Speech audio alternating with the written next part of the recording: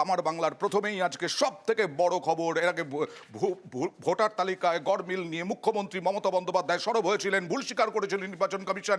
এবার নিয়ম বদল করলো নির্বাচন কমিশন। ভোটার তালিকায় গড়মিলের নিয়ম বদল হলো। ভোটার তালিকায় গড়মিল ধরতে নির্বাচন কমিশন, মুখ্যমন্ত্রী সরব হয়েছিলেন নেতাজি ইন্ডোর স্টেডিয়াম থেকে। তারপরে ভুল স্বীকার করে কমিশন, বারবার বৈঠক হয়, আর অবশেষে মমতা বন্দ্যোপাধ্যায়ের অভিযোগে নিয়ম বদল। কি নিয়ম বদল, কি ছিল, কথা বলবো প্রতিনিধি সোমরাজের সঙ্গে। সোমরাজ,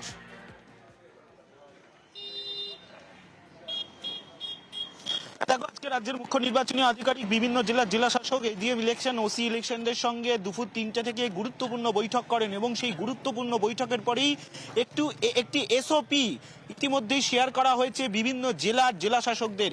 আর সেই এসওপিতেই গুরুত্বপূর্ণ বদল আনার কথা বলা হয়েছে। সেখানে বলা হচ্ছে যে ভোটার এপিক কার্ডের নম্বর যদি ডুপ্লিকেট হয় তাহলে কনসার্ন ডিস্ট্রিক্টের ইআরওরা অর্থাৎ ইলেকটোরাল রেজিস্ট্রেশন অফিসার যারা আছেন তারা সেটা ঠিক করতে পারবেন। এতদিন যে কাজ নির্বাচন কমিশন ছাড়া আর কেউ করতে পারতেন না, এবার জেলায় জেলায় ইলেকটোরাল রেজিস্ট্রেশন অফিসারদের হাতে সেই ক্ষমতা দিয়ে দিল নির্বাচন কমিশন যদি ডুপ্লিকেট এপিক নম্বর ধরা পড়ে।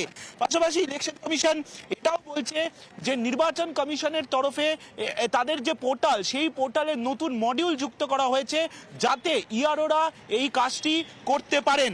আর তার সঙ্গে কমিশনের তরফে এসওপিতে বলা হয়েছে এই যদি ডুপ্লিকেট এপিক নম্বর ধরা পড়ে তাহলে ভোটারদের কিছু করতে হবে না, এই ইআরওরাই সেই ডুপ্লিকেট এপিক কার্ডটি বাতিল করবেন। এবারে যে অভিযোগ উঠেছিল, মুখ্যমন্ত্রী মমতা বন্দ্যোপাধ্যায় যে অভিযোগ তুলেছিলেন এপিক নম্বর দেখিয়ে, অর্থাৎ এ রাজ্যের যারা ভোটার তাদের যে এপিক নম্বর, অন্যদিকে দেখা যাচ্ছে হরিয়ানাতে আছেন তারও এপিক নম্বর 1, এই যে অভিযোগ মুখ্যমন্ত্রী মমতা বন্দ্যোপাধ্যায় তুলেছিলেন, এই অভিযোগের জেরে নির্বাচন কমিশন অনেকটাই পিছিয়ে এলো। তার কারণ নির্বাচন কমিশন যে এসওপি দিয়েছে সেখানে তারা বলছেন যে এ রাজ্যের কোনো ভোটার তার যে এপিক নম্বর, আর হরিয়ানার যদি ভোটার হয় তার যদি এপিক নম্বর 1 হয় তাহলে পশ্চিমবঙ্গ অর্থাৎ এ রাজ্যকে সেটা সংশোধন করে দিতে হবে, অন্যদিকে হরিয়ানাকেও সেটা সংশোধন করতে হবে। এবং যাদের ভোটার কার্ড সংশোধন করা হবে তাদের ভোটার কার্ডের পিছনে অর্থাৎ এপিক কার্ডের পিছনে জানিয়ে দেওয়া হবে তাদের পুরনো এপিক নম্বর। অর্থাৎ এই যে একই এপিক নম্বর দুটি ভোটার কার্ডে, সেটা আর থাকবে না। এবার থেকে নির্বাচন কমিশন জানিয়ে দিল যদি এরকম ঘটনা ঘটে থাকে তাহলে যাদের এপিক কার্ডের নম্বর বদল করা হচ্ছে তাদের এপিক কার্ডের পিছনে ব্যাক সাইডে পুরনো এপিক নাম্বার দিয়ে দিতে হবে এবং কনসার্নড রাজ্যগুলিকেই সেটা সংশোধন করতে হবে। এবার তোমাকে জানিয়ে রাখি, এ রাজ্যের মুখ্য নির্বাচনী আধিকারিকের দপ্তরে 10,000 ডুপ্লিকেট এপিক কার্ডের অভিযোগ জমা পড়েছে। এখনো পর্যন্ত 10,000 ডুপ্লিকেট এপিক কার্ডের অভিযোগ জমা পড়েছে, যে অভিযোগগুলি নিয়ে কেন্দ্রীয় নির্বাচন কমিশনের সঙ্গে রাজ্যের মুখ্য নির্বাচনী আধিকারিকের দপ্তরের আধিকারিকরা বিস্তারিত রিপোর্ট দিয়েছেন। এবং এই যে সংশোধনের যে জায়গাটা সেটা আগামী 7 দিনের মধ্যে করতে হবে। রাজ্যের মুখ্য নির্বাচনী আধিকারিকের দপ্তর বিভিন্ন জেলা শাসকদের থেকে 31শে মার্চের মধ্যে রিপোর্ট চেয়েছে যে কতটা সংশোধন হলো তা নিয়ে। অর্থাৎ মুখ্যমন্ত্রী মমতা বন্দ্যোপাধ্যায় যে অভিযোগ তুলেছিলেন নেতাজি ইন্ডোর স্টেডিয়াম থেকে, নির্বাচন কমিশনও অনেকটাই পিছিয়ে এসে তারা আজকে একটি এসওপি জারি করে বিভিন্ন জেলা শাসকদের জানিয়ে দিল যে এপিক নম্বর ডুপ্লিকেট হলে তার সংশোধন করার ক্ষমতা ইলেকটোরাল রেজিস্ট্রেশন অফিসারদের হাতে দেওয়া হলো, যা এতদিন নির্বাচন কমিশন করতে পারত। নির্বাচন কমিশন ছাড়া আর কেউ এই সংশোধন করার ক্ষমতা ছিল না। নির্বাচন কমিশন করতে পারত, নির্বাচন কমিশন ছাড়া আর কোনো কারো ক্ষমতা ছিল না। এবার রিজিয়নালি এই এপিকে গড়মিল হলে পরে রিজিয়নালি করা যাবে এবং এখনো পর্যন্ত 10,000 অভিযোগ জমা পড়েছে ডুপ্লিকেট এপিক নাম্বারের। মুখ্যমন্ত্রী মমতা বন্দ্যোপাধ্যায় 27শে ফেব্রুয়ারি কি বলেছিলেন দেখুন। ইলেকশনে যাবার আগে যুদ্ধকালীন কাজ যেটা করতে হবে, ভোটার লিস্ট ক্লিন করতে হবে। ওরা একটা এজেন্সি পাঠিয়েছে বাংলায়, অ্যাসোসিয়েশন অফ বিলিয়ন মাইন্ডস বলে একটা কোম্পানি আছে, এবং কোম্পানি ইন্ডিয়া 360 সাবসিডিয়ারি নামে এখানে ওদের অনেক লোক পাঠিয়েছে। তারা কি করেছে জানেন? ডেটা অপারেটরদের কাছে কাছে গিয়ে কিছু এআরওকে সাথে নিয়ে, যদিও ইলেকশন কমিশনের আন্ডারে থাকে ভোটার লিস্ট তোলা, এদের অনলাইনের কারসাজিটা আপনাদের আমি দেখাচ্ছি। ফিল্ড সার্ভে করেনি, বাংলার লোক যাতে ভোট দিতে না পারে, একই এপিক নাম্বারে বাংলার ভোটারের যেখানে নাম আছে সেখানে হরিয়ানা, পাঞ্জাব, রাজস্থান, বিহার সব নাম ঢুকিয়েছে, রেলে করে নিয়ে আসবে। ওদের তো ভোট নেই, আবার মুর্শিদাবাদের ভোট তুলেছে নর্থ 24 পরগনায়, কারণ মুর্শিদাবাদের ভোট আগে হয়ে যাবে, ওগুলোকে নিয়ে আসবে নর্থ 24 পরগনায়, সাউথ 24 পরগনায়। This is the plan. আর এপিক কার্ড নাম্বারটা শুরু হচ্ছে XYZ থেকে। অনলাইন বিজেপির ব্যবসা। বাংলায় প্রয়োজন হলে আর একটা জাগরণ হবে, সেই জাগরণ আপনাদের করতে হবে, আমরা এটা মানব না। এবার চলে যাব তাসলিমা নাসরিনের খবরে। কেন তাসলিমা নাসরিনের খবর? বিজেপি সাংসদ রাজ্যসভায় দাঁড়িয়ে তাসলিমা নাসরিনকে এই রাজ্যে ফেরানো হোক, কলকাতায় ফেরানো হোক, এমনই দাবি তুললেন তাসলিমা নাসরিন। তাকে ধন্যবাদ জানালেন, কিন্তু রাজনীতি গরম হলো। বাংলার ছদ্ম প্রগতিশীলতার আড়ালে চূড়ান্ত তোষণ, নীতি ও মৌলবাদের কাছে লজ্জাজনক আত্মসমর্পণের দিন শেষ হোক, তসলিমার প্রত্যাবর্তন হোক। বিজেপির মুখে তসলিমা নাসরিনের কথা। সাহিত্যিক তসলিমাকে একসময় কলকাতা ছাড়তে হয়েছিল, তখন বামফ্রন্ট সরকার। 2007 সাল, সে বছর নভেম্বরে কলকাতা ছাড়তে কার্যত বাধ্য হতে হয় Taslima নাসরিনকে।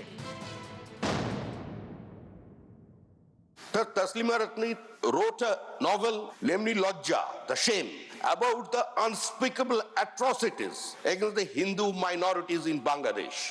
And situation compelled her to leave Bangladesh in the year of 2004. Got shelter in Kolkata. An unfortunate incident happened, which has been orchestrated by a Diden Congress leader. Congress expelled that person. The Trinamool Congress, they have accepted this person and sent that person to the parliament of this country. And situation compelled Srimati Tasmina Nasreen to leave Calcutta again. তসলিমাকে কলকাতায় ফেরানোর দাবি।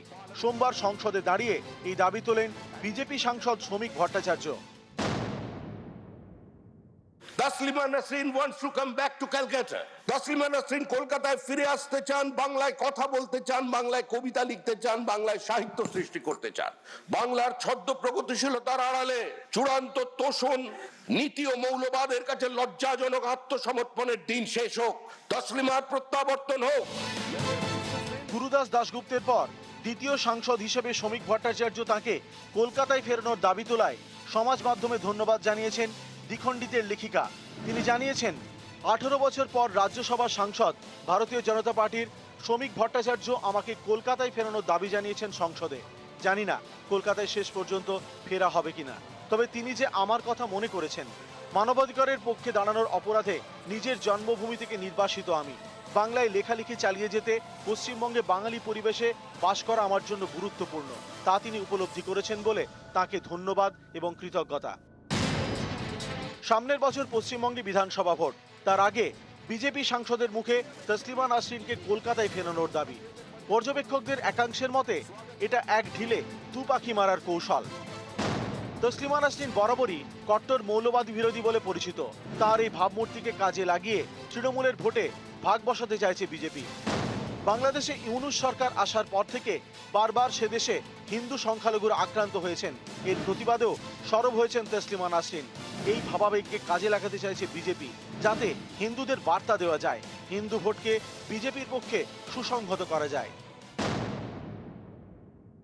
তসলিমা নাসরিনকে পশ্চিমবাংলা থেকে বার করেছিল, তখন তো CPM সরকার ছিল।